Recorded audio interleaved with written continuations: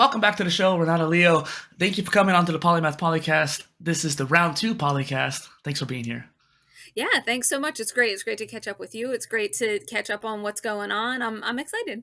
Yeah, and honestly, too, it's weird for me to say that the round 2 PolyCast. You're only the second guest now on this new series, so I'm excited for this. And I remember messaging you beforehand. I was like, well, you were kind of just like the last one of last season. Technically speaking, like you were kind of close in time. It was a different season, so it counts. Hey, whatever works. Yeah. Hello and welcome to the Polymath PolyCast. All right, so round 2 on the show. What have you been doing since the first time we chatted? So I believe the book hadn't come out yet the last time we had a conversation. So my goal, I probably said this before, my goal was to get the book out before my 30th birthday, which was February 24th of this year. And so I did the week before, literally the week before the book was published. And it's so hard because you don't, even the self-publishing, like you don't know, Amazon takes up to 72 hours, which to be fair is they usually don't even take that long. And my book is fairly short. It's like 150 pages. So I knew it wasn't going to be super long either way. But there was that one, and then Ingram Spark, which is what all of the indie bookstores, what they use.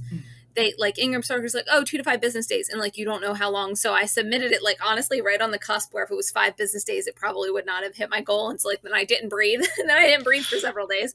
And then like February 22nd, I think it was like, everything's live. And I'm like, amazing. So it really worked out. And since then I've done a few signings and those are really fun. I was very nervous about the first few signings, but like I'm an extrovert. I shouldn't have been surprised that I would have done fine, but I was like, oh my God, I have to talk to people, but they're really a lot of fun to do. That seems like they'd be a lot of fun to do. And you and I have talked about personalities, I think on the last episode as well, but even just in our own chats too. Personality types are always really interesting. And especially when it comes to something new and nerve-wracking like that. Like I had a meeting with my fitness class because you teach Zumba, right? Or taught Zumba? I did, yeah. Okay. So you know how it is to have that class you're bonded to. We had a dinner to kind of celebrate the end of that teaching career. And I was really nervous. Like I was so nervous, I almost didn't want to go. Right. And there was no reason not to, because like I literally went there and I had a great time. We celebrated, that kind of thing. But that nerve right beforehand, it almost stops you from doing it. No, that social anxiety it's an interesting, because you're right, it's a hump. It's a hump to get over, right? You're like right before you're like it's just so tense and high anxiety and whatever, and then literally within 5 to 10 minutes of being there, you're like, this is great. These are all the things that I like happening in one room. Why was I so nervous about them happening at all? It's very strange. It is. And I also was thinking too about how you were saying how you wanted to get it done because of that goal. And that goal was so strict in your mind. But if it came out 2 days after, would it have been really that big of a deal? But in our minds, we were like, no, like we have to stick to our goals. But that's out of your control. That was due to the publishers and that issue. That can't be really, you can't give yourself crap because of them taking too long. For sure. And I mean, you know me, I'm actually a lot less into discipline and timelines than you are. So no, I would have been fine. I would have been frustrated that I hadn't done, X, Y, and Z pieces earlier so that everything could be shifted up a week or whatever. But it worked out really well. I was trying to avoid the word discipline. Yeah. So when it comes to book releases too, I actually completely understand, because I was trying to get my book out by like May 15th this year. Mm-hmm. That didn't happen. Not so much. It's hard. It's a long process. It's so long, and there are certain pieces that can't happen before other pieces are done. It's not easy. It's not easy by any means. What all things have you been doing besides the book, since you've had 6 months since then? What have you been working on? In all honesty, it hasn't been too much, and that's so maybe we do get into the work discipline talk, because I've been kind of letting myself, which actually this is something I've been working on, which is letting myself chill when I can chill. Like I'm very bad at relaxing and not feeling guilty about relaxing. So I'm kind of giving myself grace in this period to not to take advantage of the time I have. So I don't work full time right now. Ideally I will, and I'm interviewing and I'm trying to work full time. But in the meantime, while I am actively applying, while I am actively looking, actively interviewing, I'm not just, I'm not sitting waiting for something to happen. I still am like, hey, I have these huge pockets of time Why am I not going to the local coffee shop that's not 5 minutes away, but 25 minutes away, just to experience that while I can? Because it might not be feasible within a month. Yeah. So I'm just trying to really give myself grace and understanding, and take advantage of the time that I have now. That being said, it's so interesting. I haven't been blogging almost at all. Very rarely, if at all. And recently this weekend, I was like, I miss writing. I had a newsletter to do for my work this past week. And I was working on it during the weekend. And my fiance's like, why are you doing that on the weekend? I'm like, because I kind of like it. Like, it's Yeah. writing, and I do miss writing, and I understand that I do. But maybe I need to change the way I look at the blog. Like right now, the blog is like 1,000, not exactly, but approximately 1,000 word posts. And right now, like long form is stressing me out so much that I'm like, maybe I just write 300 to 500 word blips once a week, and send those out just to kind of get the gears moving. And, Mm. I, on the discipline piece, I do say Yeah. that like creativity begets creativity, right? And like you need to get over the hump of like motivation and actually do a thing. But that piece has been a little challenging, finding the balance between just do a thing and enjoy the time you have. Well, there's two things that really kind of stuck out to me there, and the first one was being the idea of you're focusing on so much other things that the blog has been put off the side burner. That's kind of what happened to me in Mhm. 2020 with all the interviews. I Yeah. hadn't touched my Poly content series, my main series, basically that whole time. And so that whole feeling like, you know what, I do enjoy doing this. I do enjoy making those videos or blogging, that kind of thing, especially the blogging. So I get you in that. I don't know exactly what caused me to kind of get back on track. I think maybe just time. Like maybe you just need to have a break kind of thing. And the other thing was when you said 1,000 words was long form, to me that seems kind of off. Like That's it's just fair. perspective. That's fair. Like my normal blog posts are around 1,000 words, and those are my shorter end ones. My long form ones are 3 to 7,000 word blog posts. But Yes. like, Too much. yeah. Too But much I for me. do it in flow. Like I only write those really long ones when I feel really motivated to write about Right. something. Right. And I guess the other thing I'm working on, which should be funny, and I can't remember if you've seen any of it or not, but I have been trying to get like my TikTok up and running. So I've been doing some just to, and like that's why I was thinking, I was like, I have been creating just in a different format. Hmm. So the TikToking has been fun, but also once again, I'm trying not to stress myself out. I'm trying not to be like I have to produce X, Y, or Z in a certain amount of time. Well, and what's really interesting is the idea of repurposing too, especially since you have so many blog posts. There's Exactly. tools like Flicky or some other ones like Lumen 5 that you might be able to take your blog posts and somehow turn them into TikToks. That might be That's fun.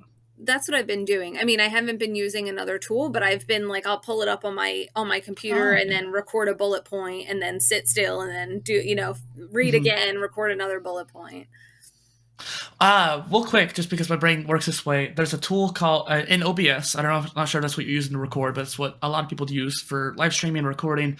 Hmm. It's a good tool to use. So if you haven't, play with that. But there's a plugin for it called the vertical plugin, which basically gives you a second canvas to work with, and it's a vertical one, obviously, and it allows you to kind of just format it for TikTok right away. And so if you want to play around with that, that might help you generate a lot of them quickly. I probably should try to outsource to something other than my phone. My poor phone. My Mhm. phone is like, there's no more space. And I'm like, I Yeah. know. Too bad. Too bad you're going to have more TikToks on you. Well, and we talked about flash drives beforehand quickly, and there's actually these really cool flash drives that have phone ports like USB-C or Lightning connectors, Hmm. so that way you can just plug straight into your phone. I feel like I've seen that. I don't have one, but I feel like I've seen that. And that's a really great idea. Yeah. Well, I kind of try to go into these rapid fire questions, like the whole round two, ding ding kind of fighting kind of thing. Okay. So I'm experimenting with these. Let's try to do one line answers, but knowing us, we'll probably be long winded, so we'll see how it goes. Yeah. You work at all trades, a multidisciplinary organization. How is that like? In one sentence, I will say the primary thing of all trades is building relationships, because we come in doing one or two job functions as generalists, and then we can flex into different things once the founder has need and trusts us. So it's really important to build that initial relationship and make that really strong and work with them regularly, understand their working patterns so we can suggest new things and flex into new roles. And I think that was two or three sentences. I think I did. Yeah, I think it's like five. All right. No, but it was good. And here's the deal. I know that pretty much most of the guests on this show are not going to be able to do just one line per se. But having that in mind allows you to try to be more concise. I don't know. It's something we're still experimenting with. So, continuing off that question, though, how is it like for you personally? What have you experienced in two sentences? How about this time? I've experienced that it's when you're working with one startup, Mm-hmm. you do tend to be able to flex into more things because once again they build that trust and then they go, okay, that's cool, this is your core competency, but we can have you do these other things. When you have multiple ones on your plate, you get pigeonholed a little bit because they take your entryway competency and go with it. Like marketing is Mm-hmm. my main one. So I'll if I have 5 on my plate, I'll end up doing marketing for each and every one of those. If I have one on my plate, eventually they may go, "Hey, I actually need operational help. Can you help with that as well as the marketing?" And then I can kind of do both. Mm-hmm. And I feel like too, you have to try to. I don't like the word prove. You kind of have to prove yourself for those other competencies as well. No, but it makes sense because I think that's the relationship part where if it's something that you haven't been tested with, like of course they Mm-hmm. don't know, but if they know you're smart, quick, a good learner, like and someone that will communicate if something's not going well, then yeah, they're like, why not? We don't have the money to hire a specialist, just do it. Mm-hmm. That's I love that, and I wish there was more groups out there. I know there's of all trades, there's polywork, there's a couple of things going on right now, but I feel like there still needs to be this societal change in general too. It's going to take time. Like anything, it's going to take time. I love how we've always had a lot of entrepreneurs in the US, obviously, Mm-hmm. but I think over the past, 2 decades, of course, we've seen this an enormous rise. And I've always referred to entrepreneurs kind of like the jack of all trades because you have to wear many hats. Yes. So we're starting to see the societal change just in that regard. They can't do it the regular business way, so they make their own business. Yeah. Yeah, no, it's spectacular. And as a generalist, I remember talking to one of my friends at one point. I was like, no, I just want to do these things. I want to have responsibility. I want to have ownership, but I want to do like X, Y, and Z. And I'm like, that's entrepreneurship. I'm like, I need to Yeah. start my own business, but I can't. I'm once again an extrovert. I need a co-founder. I can't Hmm. do anything alone. I don't have any interest in doing anything alone. We'll talk after the call. Okay, sounds good. how, how has working from home changed your life dynamic? Huh, okay. Yeah. In one Uh, sentence. I try. When I started working from home, it was back. I worked corporate back when we started working from home, and I used to go in every day. It was a totally on-site job. Mhm. And so we moved to working from home, and because it was the only place that I really thought I could work, I was working in the living room, which is my Mhm. relaxation space. And Oh, that really screwed with me, makes like makes the really yeah. badly. Yeah. So like I couldn't relax while I was sitting there. I still struggle Mhm. relaxing when I sit in there. I moved my office up to my bedroom, which is good because it has more privacy. Like I can close the door. I can do meetings like this. Um, and in all honesty, I don't hang out much, like just to chill in my room anyway, so it doesn't mess with that relaxation relationship anymore. And I don't usually work from my bed. I work from my desk. So there is a difference now, but at first that was stark. And then just as an extrovert, if I don't have enough meetings truly or enough like Mhm. connection with other people, I wilt. Like during the day, I Mhm. just get bogged down. I feel so heavy and like not happy. I definitely feel that, and I actually left the house yesterday just so I can go on a walk, just so I can go Yeah. outside. It's not just the extroversion too; it's also just getting enough sunlight and being outside. I feel like as well, because when you work from home, you just don't really have that time to go outside. I really should. I'm not an outside person. Mm. I really Yeah. should try to become more of an outside person. But I alas, just do podcast walks. I try to treat it as a habit stack. Like, okay, I can listen to a podcast while walking. that makes sense. No, that makes sense. You can listen to the PolyCast. Yeah. You're like shameless plug. Fun Yeah. fact. Find us on. Uh, Speaking of shameless plug, this is brought to you by Riverside.fm. Powered by. There you go. You But fit in. so back to this whole working from home. There's this really cool idea about this your living space, but also your digital space Mhm. as well. And I've seen a lot of tools. Like there's a new web browser called Arc, where it's trying to separate you have different workspaces. And I've seen that in like Notion or other Right. productivity tools where you have different spaces you can work with. So you can have your fun Mhm. space and your workspace. But I'm starting to see it now with like web browsers too, where your web browsers could have a completely different like look and feel depending on are you playing or are you working. I love that. Oh, that would Yeah. be amazing. Do you know how many tabs I have open on any given day? Oh, probably like 50. Yeah. There's no way it's as low as 50. Okay. There's truly no way. I really hope you have enough RAM for that. I just got a new laptop. I splurged on an actual nice laptop that will be coming in next week. So I will have that. By the time this is out. And so it's interesting to think about too that digital space. I'm trying to wrap my head around it because I know what you're saying. I've had that situation where I'm like, okay, I feel like I should be working right now. And when you're trying to play, whether it's watching a show or playing a video game, sitting down and enjoying myself, I'll sit down for half an hour, maybe an hour, and then I'll get to the point where in my head, like, I should go work on something and then come back. And I think nowadays I do a good job of like interleaving. Like I'll do an hour, an hour, an hour, an hour.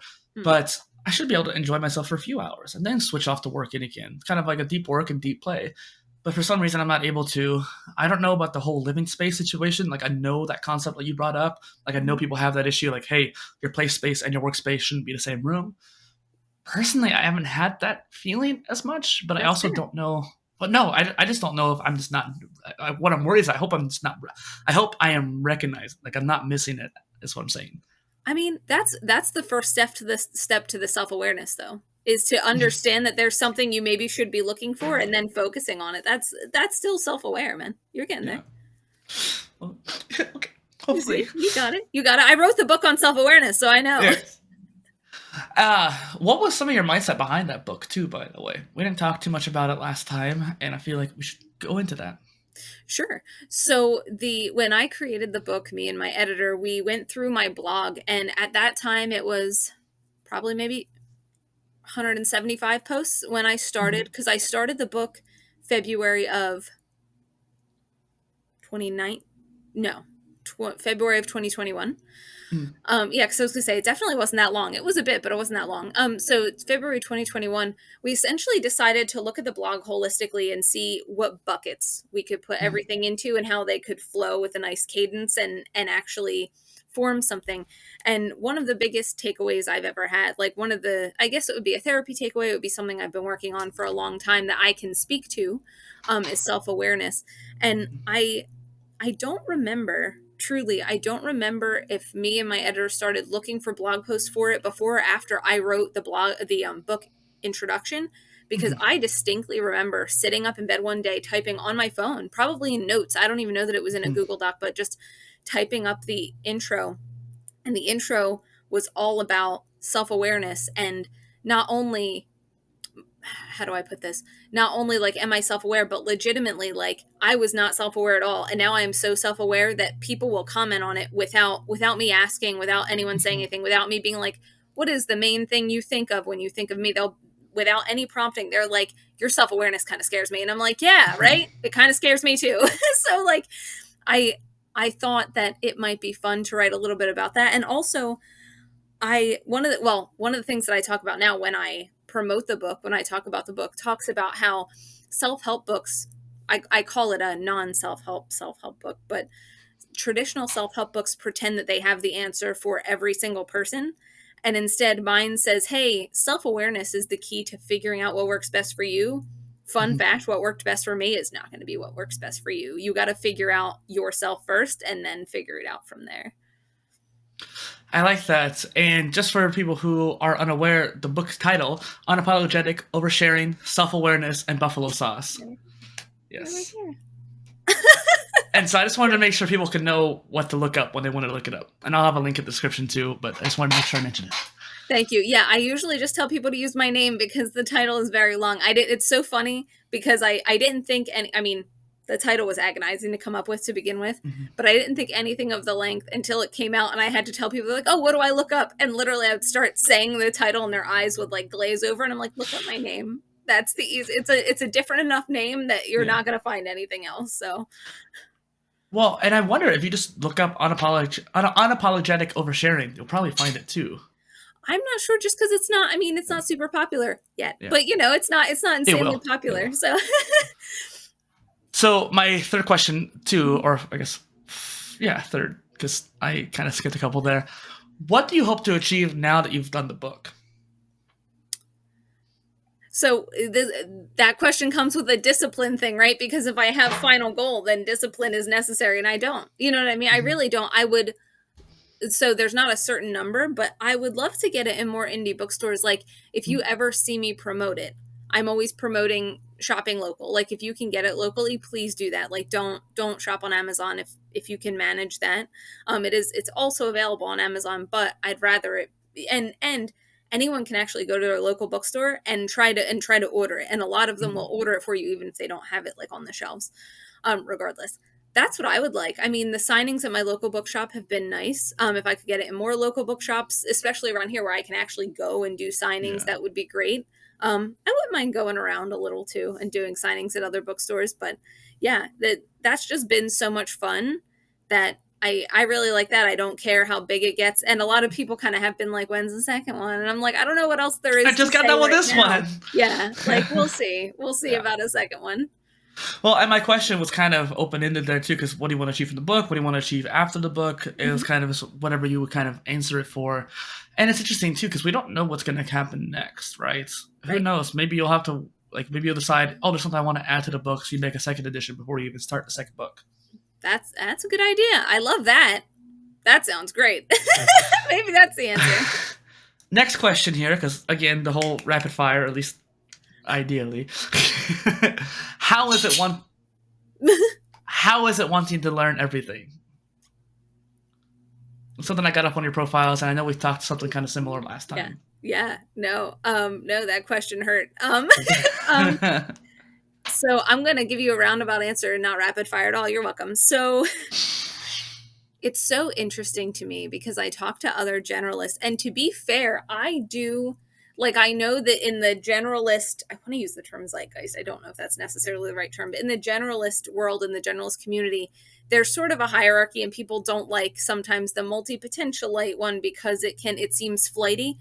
As a flighty generalist, I'm pretty okay with that terminology. I'm okay with someone calling me flighty, or like I've had generalists be like, oh, like they called me easily bored. I don't like that. And I'm like, I don't understand because I'm Yeah. super easily bored. And I think sometimes I get a little bit of not necessarily imposter syndrome, but something where I'm like, oh, am I just saying that because I just get bored so easily that I don't want to stick with one thing, or I don't want to dive deep into one thing. And at the end of the day, I don't think it matters the reason. Truly, I don't think it's like that big of a deal. So it's challenging. I don't know about you, but I think for me, the hardest part is learning, almost deep learning, almost anything comes with a steady rise and then a solid plateau. And then after that, you need to go this way or you're staying here. You can't, the learning curve gets steeper after that plateau. Like learning a language. Like you can learn a language in the comfort of your own home, a beginner's class, whatever. And then you go to that country and you can learn a decent amount from being immersed. But eventually you hit that plateau where now it's idioms, right? Now it's all of the idioms. Now it's coming up with It's where things I'm at, quickly yeah. enough. It's what was that? That's where I'm at. Right? You got to get to that point. So like honestly, the thing I've been learning most recently is tarot. Like tarot cards. And so like I have a book that like teaches me about what each of them means. And like I have a beginner's level of knowledge, and I'm getting to that plateau where I'm like, now it's remembering, now it's knowing all, like it's like 78 cards. It's like a lot of cards to like know the meanings of. And so actually knowing the meanings of each of the cards individually is where the plateau goes. After that, the peak goes to knowing how they intersect when you pull both of them in a reading, right? Like if you pull these three in a reading in this order, it means this. If you pull these three in a reading in an order, it means this. And that's hard. Like how do you Understanding know and patterns like remember that. that? Like, Yeah. so I think I tend, once I'm on the plateau, I tend to feel very like daunted by like the upward. I'm like, I'll back off and learn something else. I'll get to the plateau on my next thing. Like I can't do that next incline. Well, and I will say, from what I can tell, from how I understand your life, I think you've been disciplined in the fact that you've pushed past those plateaus in a lot of different areas, from what I can tell. So, good on you. I know we don't like the word discipline, but I wanted to mention it. It's interesting because that's why I created the multidisciplinary spectrum, where you have the multi-potentialites, the jack of all trades, generalist, and polymath, kind of in that order, with like specialists over here somewhere. And it's interesting to think about how in order to level up, you literally just have to go past those plateaus. Yep. And the more areas you go past the plateaus, the more expertise you have. And the generalist, I feel like, are kind of in that middle ground. They've gone through 2 or 3 plateaus in a knowledge area, whereas like the jack of all trades, it may only be 1 plateau per area. So they have a lot of areas they've dabbled into. And I agree. I think the word flighty is not necessarily as bad as people make it out to be. Yeah. Because sometimes you need to be flighty in order to understand what you like too. I think so. And I think, I don't know, I feel like people, and that's actually, and I think that was the title of the last one too, is about getting rid of all the shoulds. Like, I Mm-hmm. think, right, flighty has to do with us discovering what we like in this scenario. But I think a lot of people just go along with what society tells them they should like or what they should be doing or whatever. Like they don't embrace the flighty and see what they could possibly like. They go, okay, well, this will make my parents happy. Well, this will make me a lot of money, which money is important, don't get me wrong, but they prioritize things that might not necessarily be their priorities because they're listening to everyone else. Yeah. And it's also interesting too to think about how, like you mentioned, there's some people in the multidisciplinary world, generalist world. I Mhm. think generalist is probably the most open-ended one that's probably in a good way to where like if you call yourself a generalist, it's not necessarily a bad like you're not doing the ego of the polymath and you're not necessarily the flightiness of the multipotentialite. A generalist at least is kind of like, okay, it's middle of the ground. It's kind of more a safer word to use, but it is specific on like, hey, this is how I live my life. And I love how there's been like this rise, like generalist.world of all trades. These new websites are coming out to kind of these generalist movements. Because I've seen multi-potentialite movements. I've even seen a few polymath tribes trying to make a movement. Mhm. But now that I'm seeing these generalist movements too, I think that's really good because we need to just build the whole thing up. Personally, I like all the terms. I would identify as a multi-potentialite, despite the fact I'm probably more of a generalist or proto Mhm. polymath level. And I just think it's because it's one of those things where it doesn't really matter which word you're at as long as you find something that you can identify with. I don't disagree. I think that's right. What I was going to say was my boss segments things into specialists, generalists, and then generalized specialists and specialized generalists. And she Mm. usually she likes to fill of all trades with these specialized generalists. But if you look at me, I'm actually further on the generalist spectrum than she usually chooses. She has called me to some founders the generalist of all generalists because she's like, oh, everyone has these 3 core competencies, and yes, I have them, but I'm the one that's literally like, okay, let me come in and start with your blogs and then do sales, even though that's not one of my competencies. Let me do your PR. Let me try everything. Like my favorite job ever was working for one startup where they brought me on as marketing manager, but I did literally Mm-hmm. everything. And that's what I like. I like a little bit of everything. I don't want to have just one job function or just 2 job functions. Well, and you definitely are the more generalist, if you will, because generalized journalist, if you will, because you have that wide range and you Yeah. enjoy that wide range. I've talked a lot about this on the polymath newsletter I do, where you have juggling versus serialized. And the Mhm. serialized is you like, okay, you're focusing on that one skill, that competency, and you're doing the plateaus for a while, and you're getting past a few plateaus to get really good at that one specialty, and then you move on to the next one. And while even normal specialists, I said normal, typical specialists will be kind of like that as well, their competencies are way longer before they switch. So, like generalists will probably be way shorter, 2 or 3 plateaus before they end up moving. You are more of the juggling kind of approach where you just like to build them all up at the same time. Yeah. And that's totally a valid approach. It's a little bit more uncommon, I would say, because it is harder. But sometimes you're the kind of person where that's the only option you have. And it's fun to be like, I like creating processes. Have you seen the, I forget, I literally forget what the title of the movie is called. I think it's We're the Millers. You know the movie Mm, We're the Millers? Isn't that what I think that's? so. Yeah. You say you do or don't think so? Sorry. I think so, but I don't remember Yeah. exactly. Have you seen the meme where it's like it's 3 different people, one, and they're all talking about something like, oh, about, I forget exactly how it goes, but like the very last panel is the kid going like, you guys have any of that? Like, I'm not even, I don't Oh, wait. even have the beginning So I stages think I ready. saw the clip on TikTok where it's like, he's only giving me 70K, or no, like Yes. 40K out of the Yes. 100K. You're getting 40, I'm getting 3. You're Yes. getting 3, I'm only getting 1. You guys are getting paid? Exactly. No, Yeah. thank you. That was perfect. Thank you so much. Because I keep trying to explain it to people and forgetting how to explain it. So we had a generalist meeting the other day where it was about onboarding generalists onto your team. And almost every single other generalist in our cohort was like, oh, yes, you need to make sure they have the SOPs. And I was the guy in the bottom panel, like, they had working SOPs when you joined. I had to make those. Like, what are you talking about? But I like that. I like inventing the processes. Like, I always imagined that eventually I would be some sort of consultant where once I got a startup to a certain point and I felt siloed, I would just move on and be like, okay, guys, time for me to go be the first hire somewhere else where I can kind of do all those things again for someone else. I wanted to, for a while, I was considering like calling myself like the startup handyman or something like that. Like The generalist of all trades. there you go. That works. Also, this is a movement to make it so people keep going like jack of all trades or Jill of all trades, right? But our non-binary siblings are being lost in there. So I think the Jamie of all trades, because that one can go either way. There you go. And I tried to think about that with like the Renaissance man kind of thing. Because I used to try to do Renaissance woman, but then I just started saying Renaissance person because it's way more, way more applicable that way. Yeah. And I tried doing the Jill of all trades too, so I could make it more open to people. But like you said, Jamie. Yeah. I think Jamie of all trades. Yes, Jamie of all trades. And I also wrote down the Generalist of all trades as a potential title for this episode, or Embrace the Flightiness too. Nice. When it comes to these rapid fire questions, let's move on to the next one because I try to keep these at 30 minutes for these round 2 PolyCast, and we're about 31. No, you're fine. So, what is something you are really passionate about as of right now? Moving my life forward is probably what I'm really passionate about right now. Like I said, trying to get the stable job for the first time in a bit. I'm like, damn, I need something stable. My fiance and I want to move out of my parents' house, so I want us to figure out the housing situation sooner rather than later.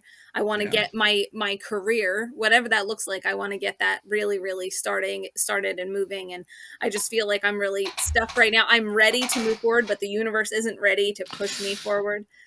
So that's where a lot of my energy is right now. Oh, how I resonate. Yeah, right? We're all there. We're all there right now. I was trying to move out of my city before COVID even, and I'm still stuck here. And yeah, definitely get that. I distinctly remember the first few weeks of working from home. My fiance and I found a townhouse that we were looking at, and the housing market was going sour then. So my parents were like, look, we've talked to realtor friends. They said just wait it out for 9 months. Yep. Yeah. Yep. That sucks. I'm sorry. It's okay. It's not even so obviously the housing market also hasn't been great, but then when we started working from home, I was corporate and I knew I was going to something else. They were like, well, then wait till you have pay stubs from that something else for a while. And then I got laid off in September, 9 months later. So it was just one thing right after another, really. It's right on the line too, no less. Mm-hmm. Yeah. Well, we got those rapid fire questions done, and so my last little kind of thing here is like, what is next for you on your journey? I don't know, and that's both exciting and extremely annoying. Yeah. Well, and that's why I thought I'd ask too, because sometimes we can ideate on this show, or sometimes just by talking about it, it can help you kind of think of it. And I think too, we talked about, trying to find the job, trying to find a new place to live, trying to maybe even do a second edition of the book. You have a few potential focuses coming up here soon. Yeah, exactly. And that's the thing, right? As someone who likes spontaneity, a lot of options is really nice. I exist on this constant fluctuation of being very excited by spontaneity and not knowing, and being very frustrated not knowing. So it's I exist right there. I think when I talked to my therapist about it, she's like, oh yes, you mean the human condition. And I'm like, all right. I'm like, I'm not special, fine, got it. Well, maybe you have a more extreme version of it too. As a call to action, what do you think is the mindset you want people to have for reading your book? What I really want is it's when I talk about it, I talk about clearing out societal BS. And I think I talked about it last time too with you, but it's just so important. It's worth repeating. I think like the last one it was about kicking shoulds to the curb, which is the chapter, which is the chapter 2 title. So I think that is really, I think that's really the important thing. I think that you can't get down to the root of self-awareness and then start creating what you want until you clear out everything else. Like I've known people that their parents told them what they were going to be from when they were children. And then once they graduated college, they were like, fun fact, I don't want to be that. And I didn't think of that till now because I didn't clear out all the noise. So clearing out all the noise really is fundamental. Yeah, definitely. And that goes for really anybody. Yes. What you kind of said there too reminded me of a podcast that I had gone on a couple years ago called Screw the Stigma. And they Ooh, only yeah, managed yeah, to do like one season, but I think first off, I think you would like the show in general, yeah. but also if they bring it back on, you should be one of the guests on that show. Hell yeah. Oh, I Yeah, could ramble. I mean, they could have me on for mental health. They could have me on for sexuality. I yeah, talk about destigmatizing a lot of that stuff. Yeah. you'd be perfect. What Yeah. would be a call to growth for the audience to do to improve? So once again, my improvement is all about the self. And like I said, I've been working on giving myself grace for taking breaks. I think that's good. I think, Yeah. man, I one of the things that I've been doing are puzzles because they force me to use my hands. So that means I'm not doom scrolling. Like if I'm just watching TV, I can scroll on my phone very easily. But whether it's playing a video game or doing a puzzle or crocheting, do something that involves your hands. That way you can kind of set the phone aside and just focus, and it's like almost meditative, and especially for someone who struggles with regular meditation, doing something like that can be really really useful to get your mind out of everything else and just focused inward. I That's why I go on walks sometimes, but Legos are Mhm. also really good for that too. My fiance loves doing Lego sets. Yeah. I'm staring at 8 right now. Yeah. 8 seems small, maybe 12. Yeah. Well, and I want to acknowledge the fact that a lot of the questions I asked kind of are similar in nature, like call to action, call to growth, but I feel like each one has its own nuance, and I wanted to highlight those nuances today. And so, once again, this is Dustin Miller, PolyInnovator, and Renata Leo on the Polymath Polycast. Thank you for being here. Thank you so much. It's always a great time, Dustin. Yeah, it is. Innovators crave innovative products, which is exactly why the Polymath Polycast is powered by Riverside.fm. With Riverside, you can achieve studio quality without the need for an actual studio. You'll get uncompressed audio and up to 4K video from the comfort of your own home. All recordings are done locally, which means that you and your guests will get the highest quality possible, even with unreliable internet. Hi, I'm Kendall from Riverside, and do yourself a favor and upgrade from cloud-based softwares like Skype, Zoom, or Hangouts. Try out Riverside today and use the link in the show notes because your groundbreaking content deserves to look and sound its very best.